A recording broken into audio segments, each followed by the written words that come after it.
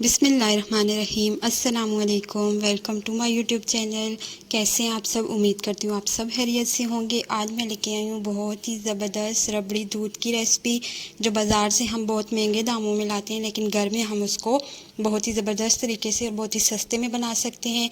तो कैसे बनाते हैं, आइए चलते हैं, रेसिपी को स्टार्ट करते हैं। सबसे पहले 1 चम्मच मैंने लिया है तुख मलंगा। इसमें पानी डाल के इसको सोक कर देना है और इसको आपने 15 से 20 मिनट के लिए छोड़ देना है। ये इतने टाइम में ये फूल जाते हैं। इसको यहाँ पे मैंने सोक करने के बाद इसको छोड़ दूँगी। तो तुख मलंगा को हमने भिगो के छोड़ दिया। अब हम आते हैं दूध की तरफ। दूध यहाँ पे मैंने लिया हाफ़ कप। इसमें जाएगा 2 टेबलस्पून भर के कस्टर्ड पाउडर के। वनीला कस्टर्ड पाउडर मैं यूज़ कर रही हूँ। आपके पास अगर ये ना हो या आपके पास कॉर्नफ्लोर हो तो आप इसकी जगह पे कॉर्नफ्लोर भी यूज़ कर सकते हैं, क्योंकि बाज़ार वाले जो होते हैं वो कॉर्नफ्लोर ही यूज़ करते हैं दूध को थिक करने के लिए। लेकिन हमने यहाँ पे कस्टर्ड शामिल कर दिया है। वनीला कस्टर्ड 2 टेबलस्पून डाल के हाफ़ कप दूध में उसको भी हमने साइड पे कर दिया, क्योंकि अभी उसका काम थोड़ा आगे आएगा। तो हमने ये 2 काम पहले कर लिए। अब आते हैं पैन की तरफ। पैन में हम लेंगे हाफ़ कप चीनी। चीनी को हमने करना है कैरामलाइज़ करने का एक मकसद तो ये है कि दूध पे जो कलर सा आता है लाइट ब्राउन सा, वो इसी वजह से आता है जब आप चीनी को कैरामलाइज़ करते हैं। दूसरा, इसका टेस्ट भी बहुत ज़बरदस्त हो जाता है। चीनी को आपने बिल्कुल लो फ्लेम पे कैरामलाइज़ करना है, सारी मेल्ट हो जाए चीनी। तो उसके बाद हम शामिल करेंगे दूध। इसमें दूध मेरे पास है 3 पाव, यानी कि 3 कप के करीब। ये दूध हम इस कैरामलाइज़ चीनी में जब शामिल करेंगे तो ये जमना स्टार्ट हो जाएगी। तो आपने यहाँ पे टेंशन नहीं लेनी है। दूध को आपने डालने के बाद जब चीनी अगर जम जाए तो आपने इसको थोड़ी देर के लिए एज इट इज़ ही छोड़ देना है। ये खुद ही जब दूध गर्म होगा तो ये मेल्ट होना स्टार्ट हो जाएगी। क्योंकि दूध मेरा ठंडा था, फ्रिज वाला था, तो ये बहुत ज़्यादा जम चुकी है, एकदम से ये जम गई है। तो हम इसको थोड़ी देर के लिए छोड़ देंगे। थोड़ी देर लो फ्लेम पे या मीडियम फ्लेम पे आपने इसको छोड़ देना है। यहाँ पे मैंने इसको छोड़ दिया था और अब आप देख सकते हैं कुछ ही मिनटों में, 2 या 3 मिनट में ये जैसे ही दूध गर्म होगा तो चीनी खुद बहुत मेल्ट हो जाएगी। तो वो हो चुकी है। अब हम इसको दूध को बॉयल आने देंगे। दूध को हमने 2 से 3 मिनट तक बॉयल देना है। जब इसमें बॉयल आ जाए, तो अभी दूध में बॉयल नहीं आया तो हम इसमें चम्मच चला रहे हैं जब तक कि दूध में बॉयल नहीं आ जाता। तो आप देख सकते हैं दूध में बॉयल आ चुका है। दूध में बॉयल आने के बाद 2 मिनट तक हमने इसको बॉयल देना है, ताकि दूध अच्छे से पक जाए। गाढ़ा हमने इसको इस तरह से नहीं करना कि बॉयल दे के हमने इसको कम करना, और गाढ़ा हमने इसको वही कस्टर्ड पाउडर और दूध से करना है जो हमने मिक्स करके रख दिया था पहले ही। तो अब आपने उस कस्टर्ड पाउडर को इसमें शामिल करते जाना है, जो दूध में हमने मिक्स करके रखा था।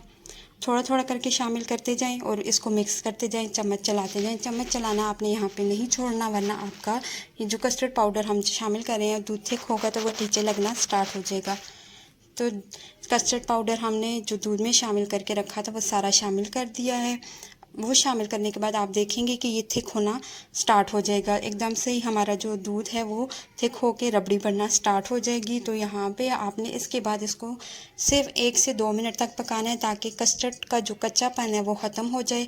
यहाँ पे आप मीठा भी चेक कर सकते हैं। अगर आपको मीठा कम लगे तो आप इसमें थोड़ा सा मीठा और शामिल कर लीजिएगा। मैंने और शामिल नहीं किया, मुझे ये तकरीबन सही लगा मीठा, तो मैंने इतना ही रखा है जो मैंने हाफ़ कप पहले कैरामलाइज़ चीनी करके डाला था।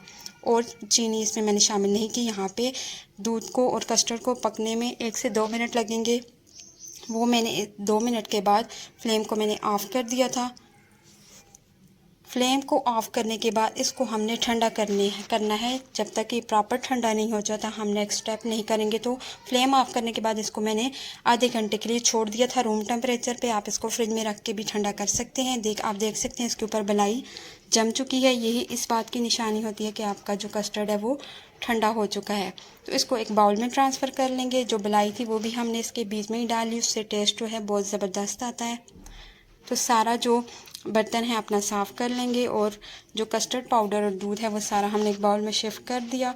इसको मिक्स करना है अब आपने, क्योंकि इसमें जो ऊपर बलाई जम गई थी उसको भी हमने प्रॉपर, या आप इस विक्स की मदद से इसको मिक्स कर लें, या फिर स्पैचुला की मदद से ही या चम्मच की मदद से आप इसको अच्छे से मिक्स कर लेना है, ताकि कस्टर्ड पाउडर का एक स्मूथ सा मिक्सचर बन जाए। तो यहाँ पे इसको अच्छे से मिक्स करने के बाद हम नेक्स्ट स्टेप करेंगे।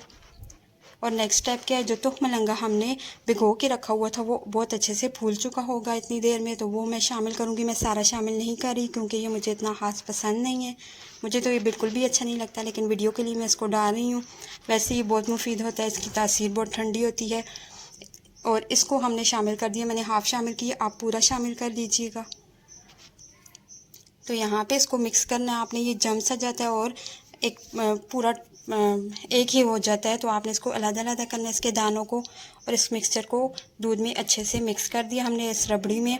बहुत ही ज़बरदस्त सी रबड़ी हमारी तैयार हो रही है। यहाँ इसमें हम डालेंगे बर्फ़ और जिससे होगा ये ठंडा। वैसे आप इसको फ्रिज में या फ्रीज़र में रख के भी ठंडा कर सकते हैं, लेकिन मैं इसमें बर्फ़ डाल रही हूँ। मज़ेदार सी रबड़ी दूध हमारा तैयार है, बाज़ार से बहुत अच्छा, बहुत बेहतर, बहुत हेल्दी। हम इसको घर पे बना सकते हैं और बहुत इजी, इतना आसान तरीका है और इसको बनाने का। आप ज़रूर इसको एक दफ़ा ट्राई कीजिएगा, बच्चों को, बड़ों को दें।